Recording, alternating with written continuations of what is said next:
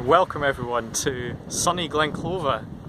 May the 4th, Star Wars Day today, and we've got such a beautiful day. It's got to be the best day of the year so far. We've still got some snow on the hills, which is lovely, and I thought I would bring you up here for an introduction to my car that I'd like to share with you all, my lovely 1983 Porsche 944. I thought I could introduce you to the car and show you around it and some of the details and try and not go over time. So yeah, let's begin. I'm going to flip the camera around. I'd show you a brief whistle-stop tour of my 944. This is a 1983 standard 2.5 Lux 944 in Guards Red. Amazingly, this car has had only one previous owner who kept the car in 1983 to 2016 until I was able to buy it.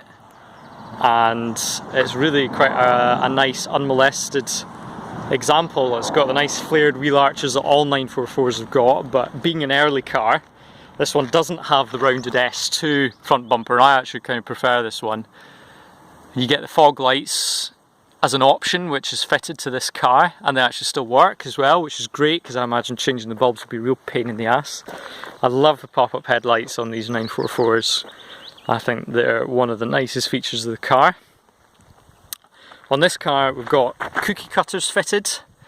You can see they're a little bit corroded. I want to get them refurbished, but they are a 16-inch wheel. They run a 255 profile 55 aspect tyre, so they're relatively big, especially seeing as the car only weighs about maybe 1200 kilos wet, so it's not a heavy car at all because there's nothing to it. There's not even ABS or anything like that to weigh it down. Inside we've got the half cloth, half vinyl interior. This side's I think been reupholstered at some point, which is why it's missing its vinyl. But yeah, welcome to 1983 in here.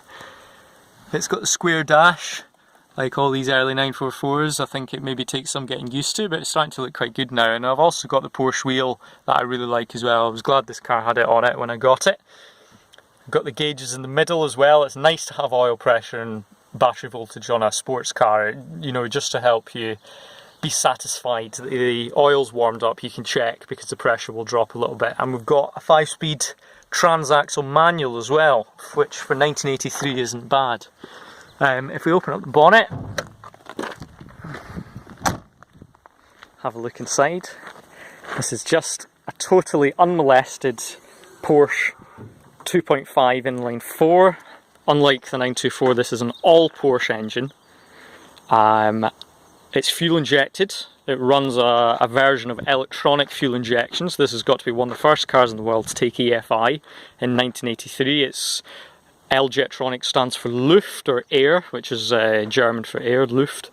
And it runs it mainly through this airflow meter down here, which measures the volume airflow coming in by looking at how much a flap is blown open and the temperature, so it can work out the mass of air rather than just the total airflow coming in. We've also got quite a big air filter because this car, being such a relatively big displacement, can draw quite a lot of air, especially at 6,500 RPM redline. It's got McPherson struts at the front here. It takes torsion bars at the back, but it's McPherson struts at the front, and you can see that we've got a brake booster as well. That came standard on all cars. That's a handy thing to have. You know, it helps stop you get tired when you're driving fast for long periods of time. Round to the back of the car, one of the things you'll notice are these lovely door handles, which you'll recognise off any Golf or Scirocco from the same period. I think some of the parts bin was being raided when they were choosing these. You also get a nice touch in here, which I think shows the quality of the car. Not only do you get all your tyre pressure specs in here, which is handy, you also get this nice little flap, which helps you to stop scratching the paint when you're filling the car up, which I think just shows the quality and the thought that went into making this kind of car. At the back here we have disc brakes. Again, I don't know how you'll be able to see them. Single piston caliper, just like at the front.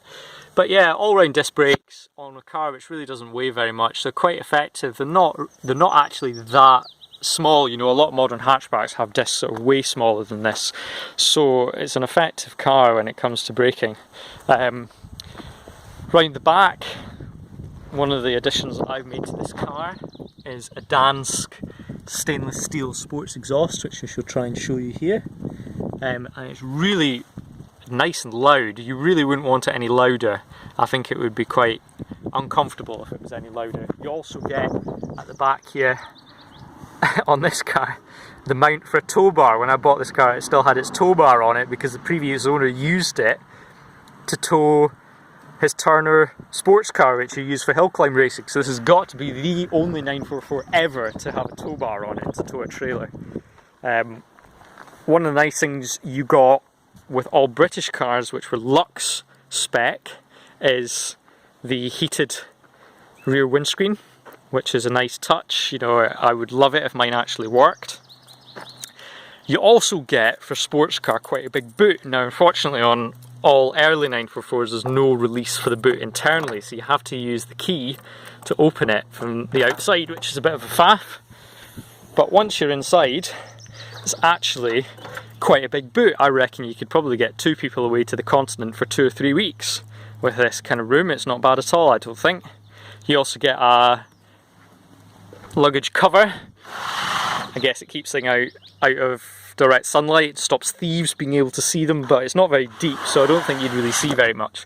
The back seats also fold forward to give you quite an incredible amount of luggage room, really. It's not bad. There's probably more length for the boot than there is for the passengers if you have them folded down. One of the nice things I've also got with this car is the original toolkit.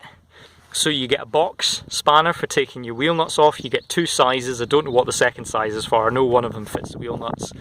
You get your standard towing eye, which screws in at the front, a nice alloy piece, and the bar for using your box spanner with. This is probably the nicest tool, which is a spark plug socket. And you can see it's got a universal joint on it, which I think is a nice touch. It means when you're reaching into the back of the engine bay, you can you know, get the last spark plug out without having to bend in too far. So that's a nice touch as well. So that is really it for the 944. I hope you've enjoyed learning about it a little bit, and tune in again. Any questions, please just ask below.